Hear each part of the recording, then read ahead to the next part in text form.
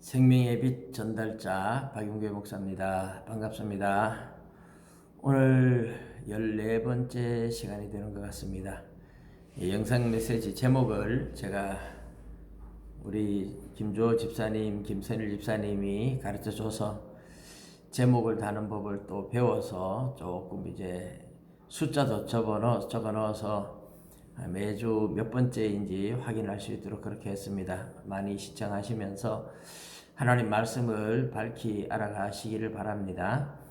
오늘은 창세기 10장, 11장, 창세기 10장, 11장 내용들을 전체적으로 주로 족보니까 다 보지 못하고 중요한 부분들만 조금 찍겠습니다.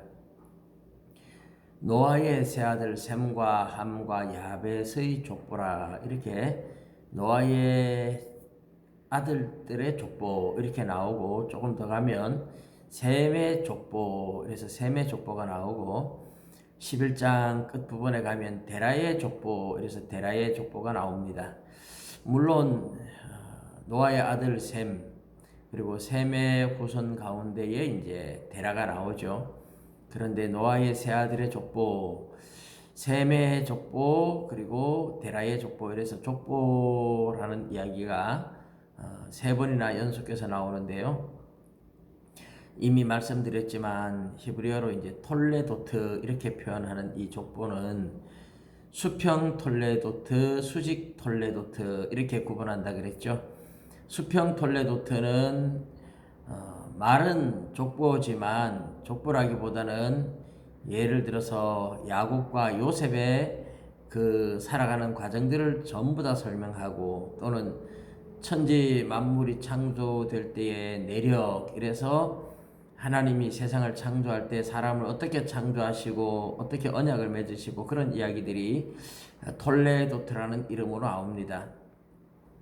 수직 톨레도트는, 수평 톨레도트는 그런 상황 설명이 나오고, 수직 톨레도트는 족보를 통해서 긴 세월을 연결 지어주는 다리 역할을 하는 거죠. 그래서 긴 역사를 족보 이야기를 통해서 연결해서 굉장히 짧게 이야기를 마무리 짓는 겁니다. 노아의 톨레도트, 노아의 세 아들 셈과 함과 야벳의 톨레도트, 이어서 셈의 톨레도트, 그 다음에 데라의 톨레도트 하는 것은 노아의 아들 중에서 셈을 통해서, 또 셈의 후손 가운데 데라의 아들 가운데 아브라함을 통해서 하나님께서 구원을 시작하는 구속사의 역사가 펼쳐진다 하는 것을 이제 보여주기 위한 겁니다. 하나님께서 하나님의 나라를 세우기 위해서 아브라함을 먼저 선택하시죠. 그 아브라함을 선택하는 과정까지의 내용들을 그 긴 세월을 그냥 족보라는 이름으로 짧게 해서 연결을 해 놓았습니다. 그런데 거기에서도 이제 몇 가지 우리가 살펴볼 것은, 니므롯이라는 함의 후손 가운데 니므롯이라는 아들이 나오죠. 이 니므롯이라는 사람은 부인이 세미라미스라는 여인이었고, 그 부인이 니므롯이 죽고 난 후에 낳은 아들 담무스를, 유복자를 니므롯이 다시 환생했다, 이렇게 해서 바벨론 우상 종교가 만들어졌다고 그렇게 합니다. 이 니므롯은 바벨탑을 쌓았던 사람이라고 그렇게 이야기하죠. 우리가 뭐 정확한 것은 알 수 없지만 워낙 고대 역사니까. 그러나 이제 고고학을 연구하는 사람들이나 역사를 연구하는 사람들의 이야기가 공통적으로 그렇게 이야기를 합니다.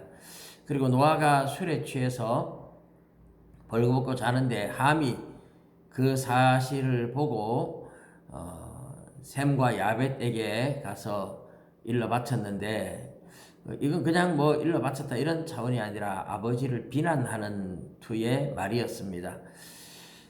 성적 어떤 수치심을 비난하는, 그런데 이제 그것이 내 안에 그런 음란한 기질이 있는 사람들은 어떤 그런 것을 보면 굉장히 비난을 하게 돼 있어요. 자기 안에 있는 그 어떤 성격을 감추기 위해서 동일한 것을 보면 비난합니다. 말하자면 도둑질을 잘하는 사람은 도둑을 잡았다 이럴 때에 사람이 어떻게 이렇게 도둑질을 할 수 있느냐 하고 도둑을 막 비난하는 거예요. 근데 사실은 자기도 도둑이죠. 그러나 자기 안에 있는 그 기질을 숨기기 위해서 전혀 안 그런 것처럼 그렇게 비난함으로써 이런 것을 이제 방어 기제라고 하는데요. 함이 바로 그랬던 것 같아요.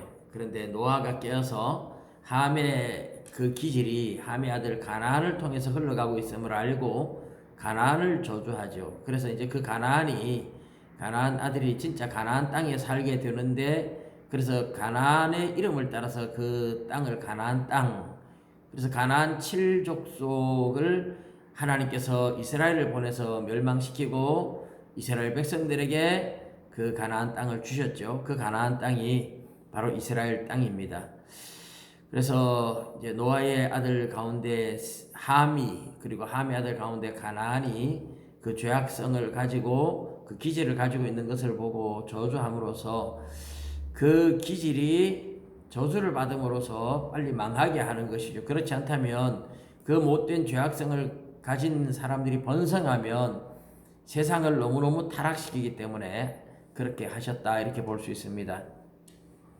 그리고 그 후에 이제 바벨탑 사건이 나오는데, 아까도 말씀드렸지만 바벨탑은 니무롯이 쌓았다고 생각을 합니다. 그런데 바벨탑은 이제 성과 대를 쌓았어요. 그러니까 성은 넓은 성을 쌓고 그 안에서 살도록 하고, 가운데 높은 대, 탑을 쌓는 거죠.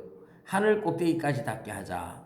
왜 그렇게 쌓았겠습니까? 하나님이 홍수로 세상을 심판했을 때 다시는 홍수가 와도 우리가 탑 꼭대기에 올라가서 죽지 않는다, 이래서 홍수를 대비하는 거죠. 그러나 하나님이 이걸 정말 싫어하시는 이유는 무지개 언약을 주시면서 다시는 홍수로 세상을 멸망시키지 않겠다고 약속을 하셨잖아요.